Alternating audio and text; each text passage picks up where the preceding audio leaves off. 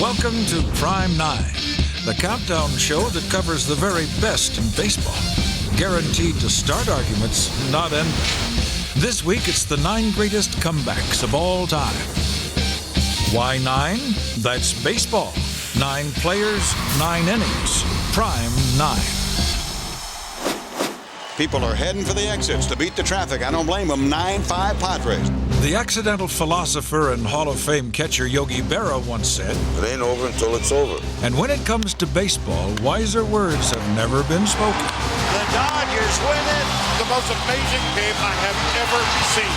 For if we've learned anything from watching this game, Unbelievable! it's that anything can happen. I don't believe what I just saw. Expect the unexpected. Well, the last guy on the ball club you'd expect to hit a home run. Jessup went into the screen. And don't ever give up. Behind the bag. It gets through Butler. Here comes Knight, and the Mets win it. Even when it looks like you've got no chance. And the Red Sox have won the American League pennant. Greatest comeback in the history of the game. So here then are the 9 greatest comebacks of all time. Starting with number 9 on Prime 9. They have come back from a 12-run deficit. Boys, as Babe Ruth has already stated that the Yankees of the pennant already won, they feel that it's up to you boys to show him that he's all wrong. And the Philadelphia A's did just that in 1929. But after all, owner and manager Connie Mack had assembled a powerhouse team featuring 5 future Hall of Famers. Maybe we'll all have more to say after we play the Cubs. Chicago won Game 3 of that World Series to trail 2-1, and then took a seemingly insurmountable 8-0 Game 4 lead. We're getting to the bottom of the 7th, and the Cubs have got 8 runs on the board, and the A's are already looking ahead to Game 5. What happened in the bottom of that 7th inning is tragicomic. Cubs outfielder Hack Wilson provided the tragedy with 2 key misplays. He could run, but he couldn't run very far or very fast because he only had size 5.5 feet. Wilson's second gaffe led to an inside-the-park homer by Mule Haas, and a 2-run double by Jimmy Dykes later in the inning put the A's ahead for good. 10 hits, 10 runs. The 10-run rally. Almost unimaginable, but in a World Series, had to be seen to be disbelieved. But the greatest World Series rally ever was very real indeed, as the A's won both games 4 and 5 to capture the championship. This whole deal in '64 was a wild pennant race. And here are the Cardinals, who are out of it. St. Louis was 11 games back in mid-August, thanks to Gene Mauch's Phillies, in what appeared to be a magical year. The '64 season was a great year for the Phillies. Dick Allen came up with the team and ultimately was named Rookie of the Year. It was also the year in which Jim Bunning pitched a perfect game on Father's Day. He struck him out. Jim Bunning has pitched a perfect game. And the Phils were perfectly poised to capture the pennant. On September the 20th, the Phillies flew home from Los Angeles with a 6.5 game lead, 12 games to play, and World Series tickets were being printed. They were making arrangements at Connie Mack Stadium. What happened next defied belief. I don't think that there's any formula for a team to come back when they're 6.5 games out with 13 games to play. Maybe not, but there was the questionable pitching strategy employed by Mauch down the stretch. So he wanted to go with these aces, Jim Bunning and Chris Short. 2 days rest, they'd pitch almost every other day, and it did not work at all. And while the Phillies lost 10 straight games, the Cardinals won 8 in a row. So we go in and thump the Pirates 5 games in a row, and then beat the Phillies 3 games in a row. A bouncing ball, this should do it. The Cardinals are in first place. I don't think I've ever seen a group of able-bodied men walk off the field a sadder spectacle. Incredibly, the Phils were eliminated with 1 game to go, but the Cards still needed a win. And the Cardinals do manage to win on that Sunday. The Cardinals are there. The Cardinals won the pennant. And they win the pennant by a game.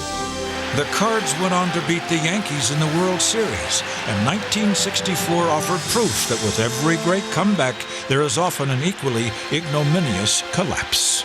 That was a collapse that had the likes of which had never been seen before in Major League Baseball. It became a trademark for the city of Philadelphia, and it was the biggest disaster and maybe the biggest collapse in baseball history.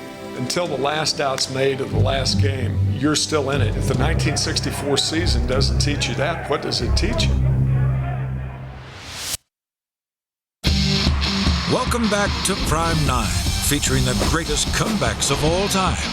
You've seen the 9th and 8th best. We now continue with number 7.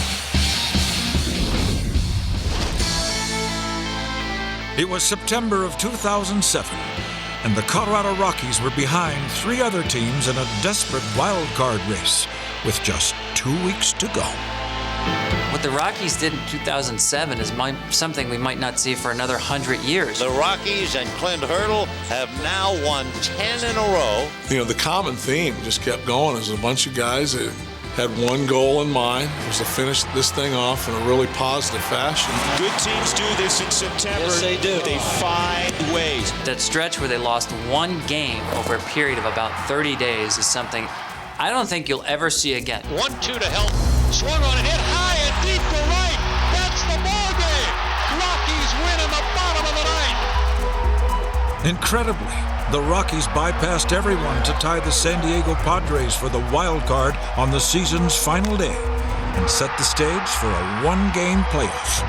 When you think about the Colorado Rockies and their great run in 2007, what about game 163? That's where, down by 2 against all-time saves leader Trevor Hoffman, the Rockies scored 3 13th-inning runs. That play when Carroll hits the fly ball to right field, Matt's bringing everything he can down the line. You're thinking, oh man, this is going to be close. Here's the throw coming to the plate. You're looking for something. There's no sign. There's a lot of dust. You see the ball and it's safe call, and it's just,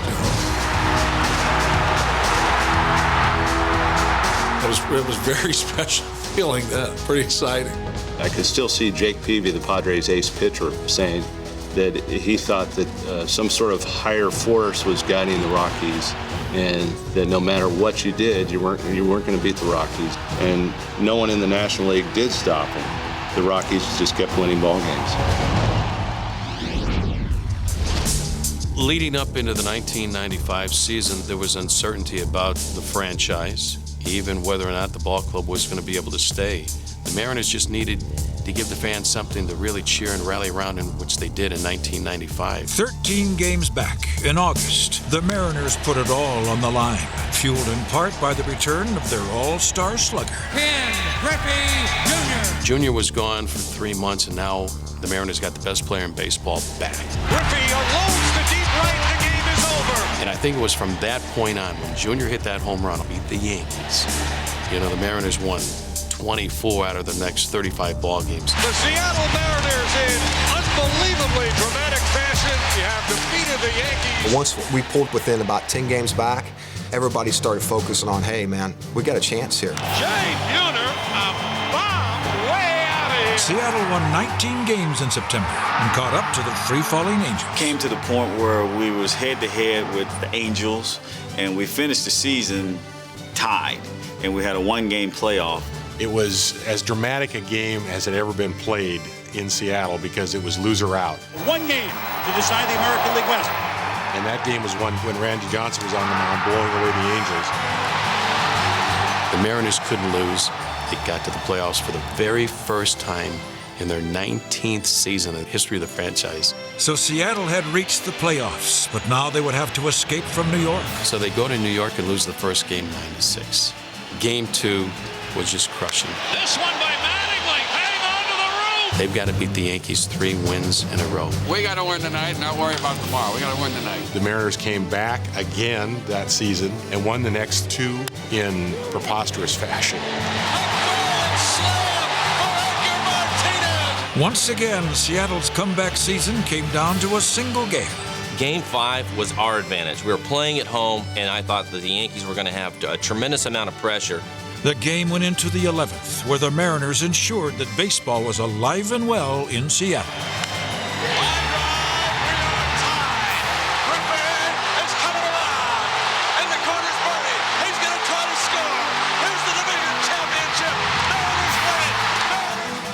Lou Piniella said it best when he said that was the hit, the run, the game, and the season that saved baseball in Seattle. Welcome back to Prime 9, featuring the greatest comebacks of all time. Those 29 A's checked in at number 9, followed by those 64 Cardinals. Then came the rampaging Rockies and those not-so-ancient Mariners, which means it's time for number 5. The fierce rivalry between the Dodgers and the Giants was going Brooklyn's way in 1951, for the Dodgers appeared to be running away with the pennant. The Dodgers were cruising in 1951. They were leading by 13 and a half games in the middle of the second full week of August. There was no reason to suppose that any part of that lead was going to dissolve. But the Giants had other plans. All you can say is that the Giants caught fire. The last 44 games, the Giants won 37-7. That's playing some ball. Every time the Dodgers lost a game, the Giants snatched that away and would not give it back. The season concluded in a tie, and a 3-game playoff was mandated. Giants won the first game at Ebbets Field. Ralph Branca pitched a credible game. Bobby Thompson hit a home run, which was a glance into the future. The Dodgers won the second, but behind a surprise starter, Clem Levine, threw a 10-0 shutout. It set it up for Game 3. Out of the subway into the Polo Grounds pour fans by the thousands for the sudden death game in the playoff between the faltering Dodgers and the stretch-running Giants. In Game 3, they called upon Don Newcomb, their ace. Newcomb pitched fantastic ball. The Brooklyn ace held the Giants to 1 run through 8 while his teammates thrived. Just like in August, the Dodgers appeared to be in command.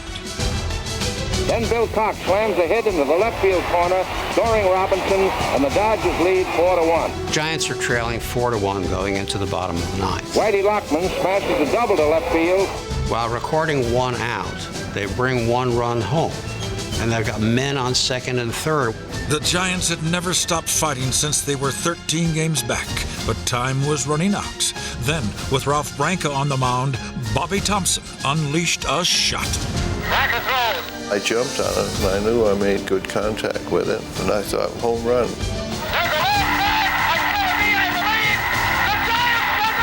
The final chapter of this comeback was so amazing, it needed a title all its own. For this was indeed the shot heard round the world.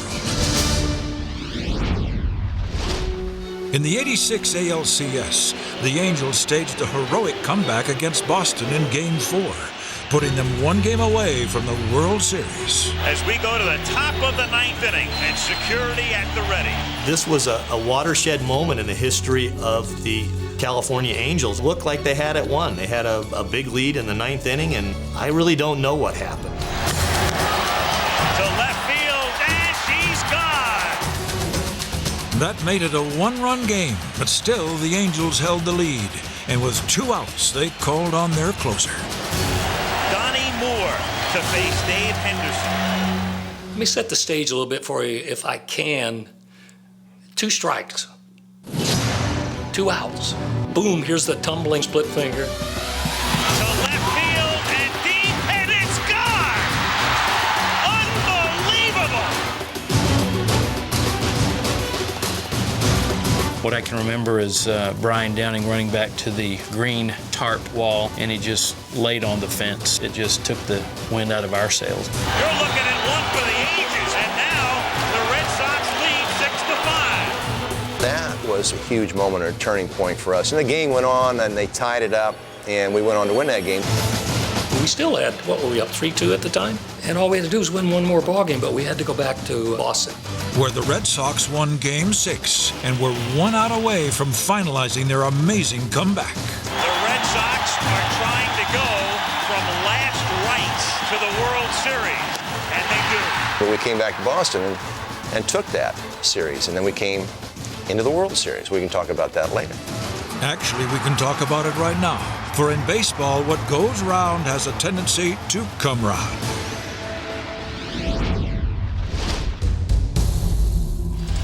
Five-3 Red Sox, and the Mets are down to their last out.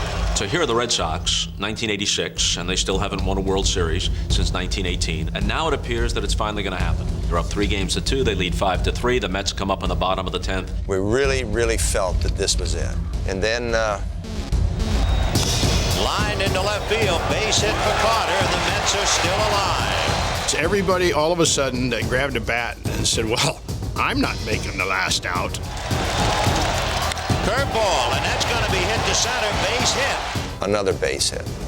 Still not working. We're 2 runs up. And now suddenly with 2 out in the 10th inning, the tying runs are aboard, and Ray Knight will be the batter.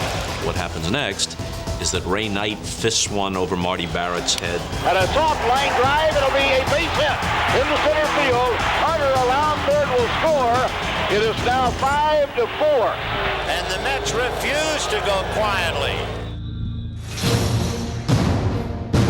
All these guys in front of me have gotten hit. And now the end result rests on what I do. And it's up to Bob Stanley, and it's up to Mookie Wilson. The pitch gets away, gets away. Here comes Mitchell, here comes Mitchell. The run comes in to score, and I really had a little sign of relief because now I come to the plate, we're down.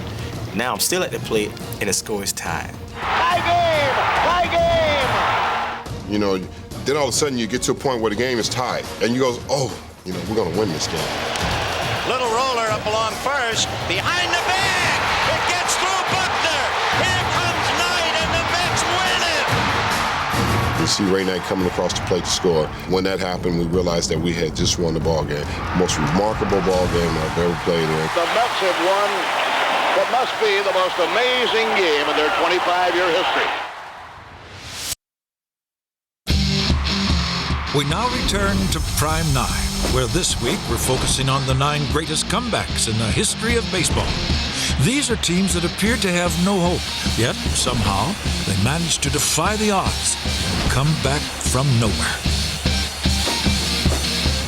So now it's time for the greatest comebacks of all. Would you believe they both involve the same 2 teams? We begin with number 2. 1978 was a tale of 2 seasons for the defending champion Yankees and the Boston Red Sox. Here's how that season went. Beginning of the year, we were healthy, firing on all cylinders, and we were blowing people out. And the game is over. The Red Sox win it. While Boston flourished, the Yankees were the walking wounded, and by July 19th, they were way behind. We were 14 or 15 back, and catching them at that time seemed like an insurmountable thing to do. But come late July, New York began to make its move. It started to turn around when guys started to get healthy, and then the Red Sox started to have some guys go down. At that time, everybody on the team felt like that if we could pick up 1 game a week by the time we got to September, we'd have a good chance at catching them. And the Yankees win this one by a score of 6-4. The Yankees actually played 7:20 baseball from the end of July on, and that's almost unheard of. The Boston lead would dwindle to 4, but not for long. For in early September, the Yankees went to Fenway Park for a 4-game series, the one that's known today as the Boston Massacre. The whole series, everything just went our way. It's unbelievable the way they're swinging the bats in the 4-game series here in Boston. They beat the heck out of us, they really did, and it looked like they were surging and we're going the wrong way. The Yankees were relentless, outscoring Boston 42-9. The Yankees, week 4 here in Boston. The Yankees didn't only catch us, the Yankees went ahead of us. We actually won the last 10 out of 11 ball games of that season, just to tie these guys. Now, it came down to a playoff game, one game playoff game in 1978. And so after 162 games, New York and Boston had settled nothing at all. It was winner take all, and the Red Sox drew first blood. That's gone, and a home run for Yastrzemski. Oh, he really put a charge into that one. Down by 2 in the 7th, the Yankees were in familiar territory. They needed a comeback. They needed a hero. This is another key situation for Bucky Dent. Runners at first and second, 2 outs. Yankees down 2-0. You watch Bucky come up to the plate, you know, and you, come on, Bucky.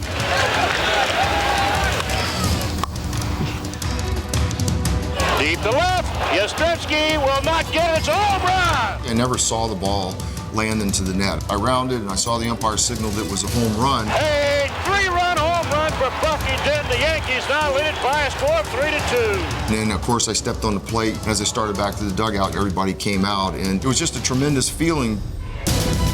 On to the ninth with the Yankees up 5-4, looking to complete their summer-long comeback. Neto's over at third base. He'll squeeze it and it's over. And look at those Yankees. They have come here in Boston and they have beaten the Red Sox again. We came from 14 games down. They kept saying they had a bad streak. If they could get another crack at us, they'd beat us. They've got a better front nine than we have, and we came up and beat them all over again. And I tell you, it really feels good. Here we go. It's game 4. We'll see if the Boston Red Sox can take that first step toward a monumental comeback in this ALCS here tonight. People forget we got destroyed game 3. The next thing I remember is going to the field, having to keep my attitude high. We'll be all right. We just don't make it easy on ourselves. And truthfully feeling that if we win game 4, Don't let the Sox win this game. that we have a chance to win the series. Because then you're going to get paid tomorrow. And then you're going to get shelled game 6. And game 7, anything happens. But that all seemed unlikely, for down by 1 in the ninth of Game 4, Boston was facing the very best. Red Sox are 3 outs away from being swept. Bottom of the 9th inning, Mariano Rivera's on the mound, and Kevin Millar comes up and has a great at-bat. Walk, and there's life for the Red Sox. As Kevin takes his ball 4 and he throws his bat, Tito looks down at the end of the dugout and gives me a wink. A pinch runner, Dave Roberts, is going to come in for Boston. He can run. That was my cue to go out there and, make something happen. He goes. Here's the throw. Roberts dives, and he is safe. The 24 of the guys, did so much to get us there. I wanted to do my part and contribute. Up the middle. Roberts will come to the plate. Bill Miller has tied it. And tied it would stay until the bottom of the 12th, when a man who was forging a reputation for himself as one of the most clutch hitters in the game added to his legend. Ortiz, so many times the hero for the Red Sox. Swing and a drive, deep to right, way back, and this ball is gone! Jump on his back, fellas, the Red Sox win, David Ortiz! And the very next night, Big Papi once again got to play Mr. Clutch. 2 on, 2 out. David Ortiz with another chance to win it. Ortiz fights it off center field. Damon running to the plate, and he can keep on running to New York. They're heading for New York, and Curt Schilling, the injured Curt Schilling, will try and get them into a 7th game. Schilling's performance tonight will long live in New England baseball lore. Schilling's blood-stained effort brought Boston one step closer to a baseball miracle. The 3-2 pitch. Swing and a miss. Game 7 coming up tonight. Woo! Gotta make it interesting. We win tomorrow, we shock the United States of America. What about the world? The world. All right, the world. There you go. Until the Red Sox this year, no team had come from behind 3 games to none to even force a game 7. We were down 0-3. It's never been done. But no one had us beating the Yankees in this series after losing the first 3 games. High drive to deep right. Grand slam. Johnny Damon. But that's precisely what they would do. And they even won the final 2 in the Yankees' backyard. Pokey Reese has it. He goes to first, and the Red Sox have won the American League pennant. Greatest comeback in the history of the game. Number 1, baby. We took it to another level. Why not us? Why not us? Let's come back to Boston's amazing comeback one more time. Everyone remembers all the clutch hits in those 4 straight wins, but the Red Sox could not have pulled it off without an amazing effort from their bullpen. In those final 4 games against the Yankees, the Boston Relief Corps combined for a 1.83 earned run average in 19 2/3 innings. The Red Sox bullpen striking out the side in the 11th. A tour de force performance from the Red Sox bullpen. And in their next 4 games, as they swept the Cardinals, the Red Sox and their bullpen came through again, ensuring they would all be folk heroes in Boston forever. That's our Prime 9. What's yours?